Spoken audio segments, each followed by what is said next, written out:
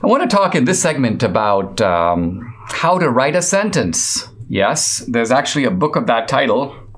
It's not a new book, but it's right here, How to Write a Sentence. And it's written by Stanley Fish. Stanley Fish is one of the great Milton scholars in the world, and someone that I've debated, maybe 5 times on campuses around the country. This was in the early 1990s when I published my book, Illiberal Education. And Stanley is a literary scholar of great significance, and he's also a really good writer himself. And he says that in his book that he's kind of a connoisseur of sentences, which I am too.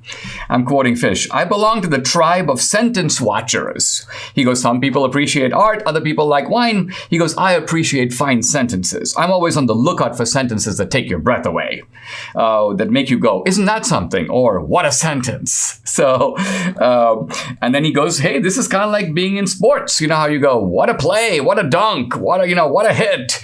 And what you're saying when you say that is, I wish I could do that. I got 2 arms and 2 legs, but I couldn't hit the ball that way.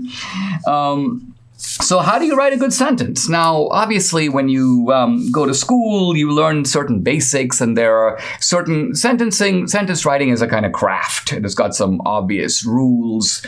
Write in the active voice, not in the passive voice. A good sentence sometimes contains an element of surprise, a certain twist. It can be alliteration, which is sentences that have a certain pattern to them. It can be metaphor, it can be irony.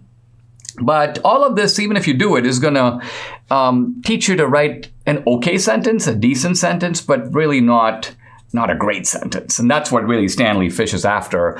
And a sort of perhaps disappointing conclusion of this book is he goes, I'm now quoting him, you can't produce a good sentence by consulting a recipe. Shoot.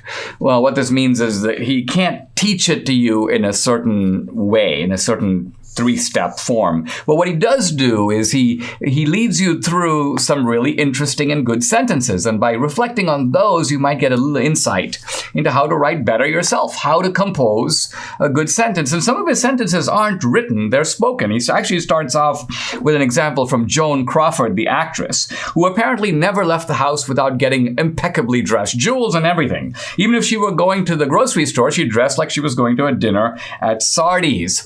And reporter asked her why. And here is the sentence. She replies, if you want to see the girl next door, go next door.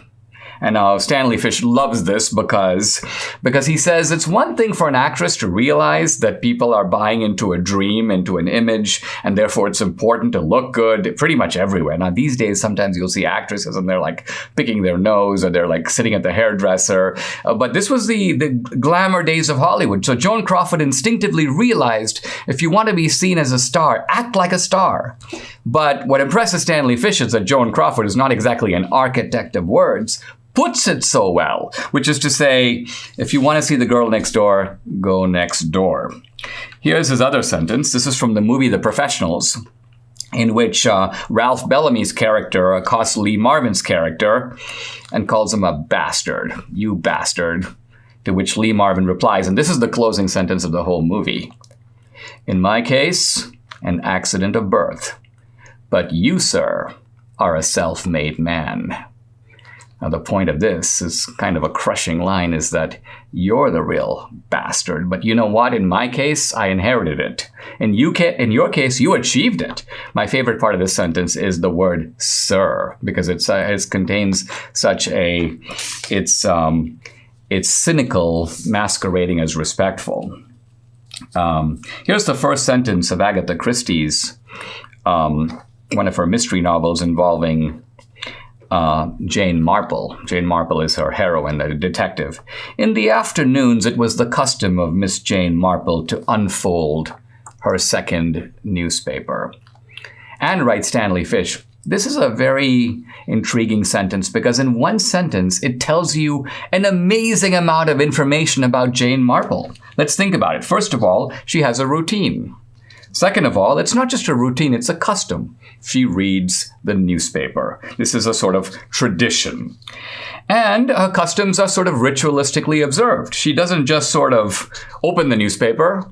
No, she unfolds the newspaper, suggesting that she has a certain type of a pattern. She wants to read certain things first and then other things, and things that may seem unimportant to other people, like obituaries, are of interest to a detective. Now, the interesting thing about it is she's unfolding her second newspaper, which means that she's not content with one source of information. I read it over here, but let's see what these guys have to say about it. And that's another way of saying that Miss Jane Marple misses nothing. She compares facts. She's not somebody you really want to lie to. She's not somebody you can really kind of put a fast one over.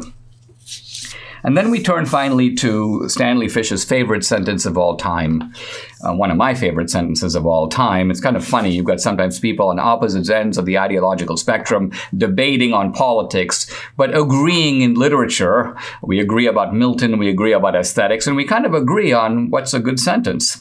And Stanley Fish is closing out his book with a sentence from Bunyan's The Pilgrim's Progress, in which Christian, the hero of the novel, is told by a guy named Evangelist that he needs to flee from the wrath to come. And now comes the sentence, because in order to flee, Christian begins to run. And here's the sentence. Now, he had not run far from his own door, but his wife and children, perceiving it, began crying after him to return. But the man put his fingers in his ears and ran on, crying, life, life, eternal life. So, first of all, you notice that the word crying is repeated. His wife and children are crying, stop, stop. And the man is crying, life, life, eternal life. And so right there in one sentence, you have two types of crying. And crying over what?